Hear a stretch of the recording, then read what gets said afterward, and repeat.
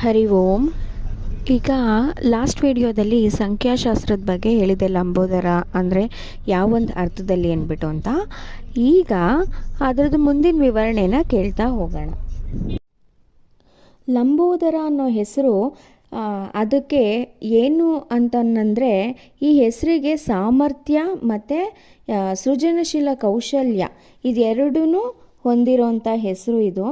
ಮತ್ತು ಈ ಹೆಸರಿಗೆ ಇನ್ನು ಏನೇನು ಇದಕ್ಕೆ ಅರ್ಥ ಬರುತ್ತೆ ಅಂದರೆ, ಈ ಹೆಸರನ್ನು ತುಂಬ ಸುಲಭವಾಗಿ ಈ ಹೆಸರು ಯಾರ್ಯಾರು ಇಟ್ಕೋತಾರೆ ಅಲ್ವಾ, ಲಂಬೋದರ ಅಂತ ಯಾರು ಹೆಸರು ಇಟ್ಕೋತಾರೆ, ಅಥವಾ ಲಂಬೋದರ ಅಂದರೆ ಯಾವ ರೀತಿ ಇರ್ತಾನೆ ಭಗವಂತ ಅನ್ನೋದನ್ನು ಇಲ್ಲಿ ವಿವರಿಸ್ತಾ ಇದ್ದಾರೆ. ಏನಂದರೆ ಸುಲಭವಾಗಿ ಬೆರೆಯುವಂಥ ಗಣೇಶ. ನಮ್ಗೆ ಹೌದಲ್ವ, ನಾವು ಗಣೇಶನ ತುಂಬ ಸುಲಭವಾಗಿ ನಾವು ಪ್ರಾರ್ಥನೆಯಿಂದ ಗೆಲ್ಬಹುದು.